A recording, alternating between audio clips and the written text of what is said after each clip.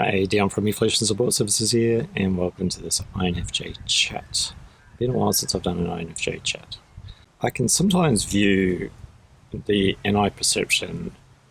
I think I've seen others talk about this as well. It can be kind of like a knife or a knife edge. It can be quite piercing, and to the point of when it does do its perception deep dive on someone or of our own selves, because what we're perceiving into is kind of the truth of the person, that when we do say it to them and they reflect on it, it's like it kind of catches them off guard. Kind of a tricky thing to wield in a way, because it can be quite an isolating thing as well. It's like to walk around society sort of thing with that level of perception. So sometimes it can be a pushing away. Most times a pushing away than a welcoming in of like, I feel understood. I guess if it was like in an EFT tapping session, it can be used quite usefully.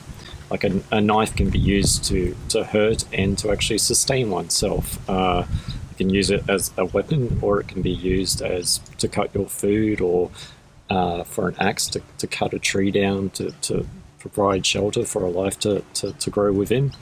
It's knowing when to rein that back in, when to actually not go to those depths, when to even enter into a conversation where you've already perceived that this person may have, some displayed frustrations when it comes to exploring a topic. So it's kind of like not putting your hand in the trap if you know it's going to activate. Where our inferior function extroverted sensing can actually come in is it can be very frustrating to withhold that, or to even not find those people where you can go into that. It's kind of like being a long distance runner but always having to do short distance runs. So you just like, you want to spread your legs, and it can be very frustrating to actually curtail that level of perception, that to play with someone in depth sort of thing, to go to those depths. That frustration, of course, would store in the body. It's like, well, what do I do with this? It's like I can't even be bothered just interacting with people. I can't be bothered, all these sorts of statements sort of thing. And I think that's where extroverted sensing really steps up to the plate, because you've probably noticed that a lot of my INFJ chats or intuitive chats tend to happen outside. It's after I've gone for a long walk, and sometimes that's because it gets me, one, outside of my head, and two, outside of my home. Because if I'm in that, it's kind of like a cycle. I'll go into that NITI loop. It becomes a self-fulfilling prophecy of like, I'm alone. It's like I can't find anyone. It's like blah blah blah blah blah. Where it's like I'm reinforcing a belief by not putting a different experience into that mix. So I'll put myself out, and even if I'm by myself going for a walk, it still gets me into more of a sensory world, gets me outside of my head. And with laughter, for example, you normally don't say, oh, I've got happiness right now. As you're laughing, you're experiencing it in that moment. And when you tend to experience something in a moment, it takes you out of the moment that you're stuck in. So it can be something where it can be a cathartic release, to go into something where it takes you out of something, takes you out of that funk, takes you out of that melancholic state, where you can add a bit more data, a bit more sensory data to something that has been a bit of a self-fulfilling loop.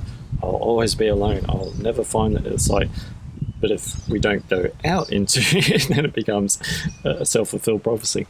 That sensory, that SE, which is in our function stack, it's part of us, is something that can be explored to actually take us outside of something, which does mean going outside of our comfort zone.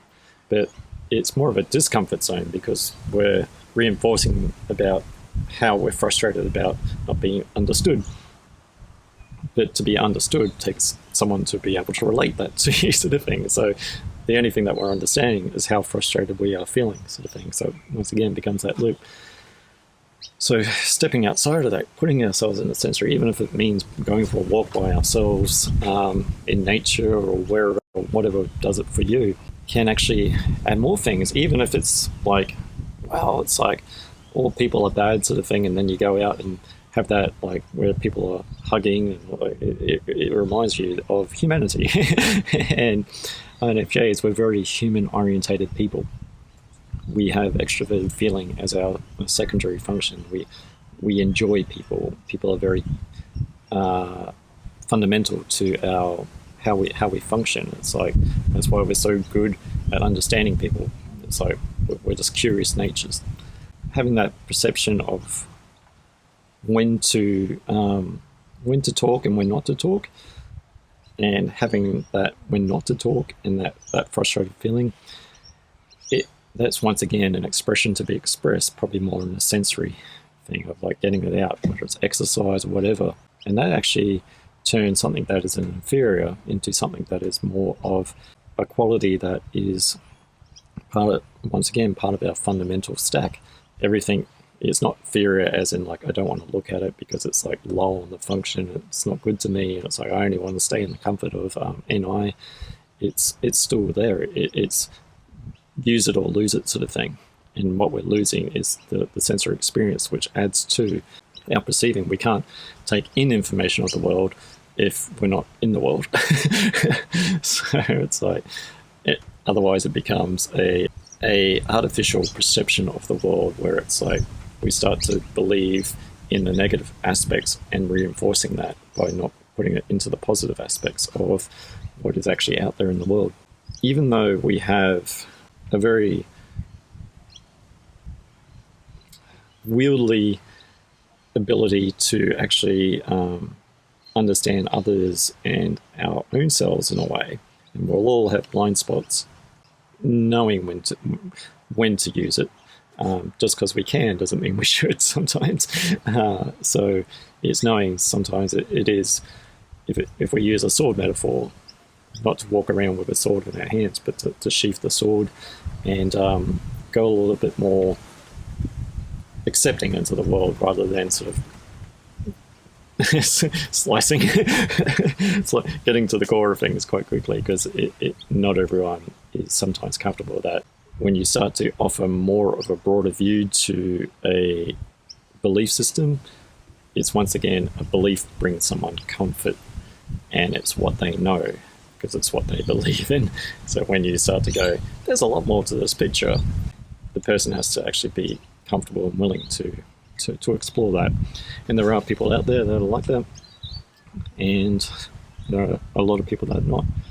So knowing when you're starting to cut a little bit too close to the bone with someone that's starting to show a bit of frustration and a bit of like pushback, knowing to go, okay, well, I'll just draw back. It doesn't feel nice, but I will express this in a sensory way, get it out of my system.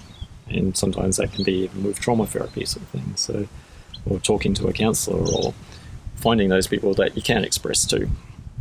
So yeah, I'm down for professional support services.